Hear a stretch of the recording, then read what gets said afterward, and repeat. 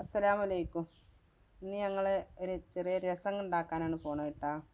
അതിനാവശ്യമായ സാധനങ്ങളാണ് പച്ചമല്ലി, ഇഞ്ചി, വേപ്പിൻ്റെ ഇല, ചെറിയ ഉള്ളി, മല്ലിച്ചപ്പ്, തക്കാളി, വെളുത്തുള്ളി, ചുവന്ന മുളക്, പിന്നെ നമ്മൾ വാളംപുളി വെള്ളത്തിലിട്ട് വെച്ചിട്ടുണ്ട്, പിന്നെ കുരുമുളക് ചതച്ചെടുത്തത്, മല്ലിപ്പൊടി, മഞ്ഞൾപ്പൊടി, മുളകും പൊടി,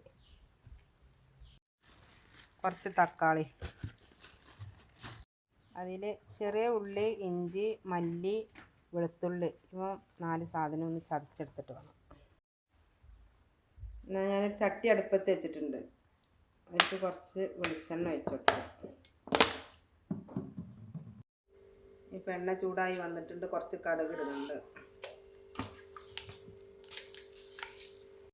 കുറച്ച് ഉലുവ,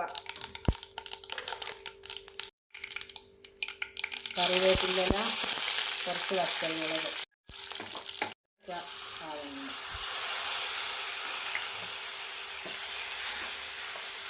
ചെറുതായിട്ട് കളർ മാറി വന്നിട്ടുണ്ട്. ഇനി അതിലേക്കുള്ള പൊടികൾ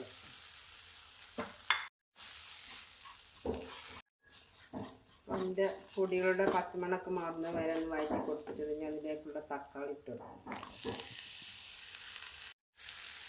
അതിലേക്ക് പാകത്തിനുള്ള ഉപ്പ്, അതിലേക്കുള്ള പുളി ഒഴിച്ചു കൊടുക്കുന്നുണ്ട്. നമുക്ക് എത്രയാണോ കറി വേണ്ടത് വെച്ചെങ്കിൽ, രസം വേണ്ടത് വെച്ചെങ്കിൽ അതിനനുസരിച്ച് നമ്മൾ വെള്ളം ഒഴിച്ചു കൊടുക്കാം.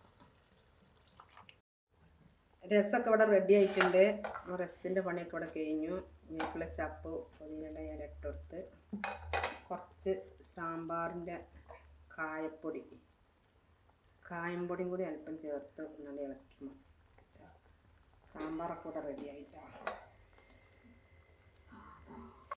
അപ്പം നമ്മളെ രസമൊക്കെ ഇവിടെ റെഡി ആയിട്ടുണ്ട്. എല്ലാം കഴിഞ്ഞിട്ടുണ്ട് കേട്ടോ. ഈ രസം എല്ലാവരും ഉണ്ടാക്കി നോക്കണം. എല്ലാവർക്കും ഇഷ്ടപ്പെടുകയാണെങ്കിൽ ലൈക്ക് ചെയ്യുക, ഷെയർ ചെയ്യുക, സബ്സ്ക്രൈബ് ചെയ്യുക. അസ്സലാമു അലൈക്കും.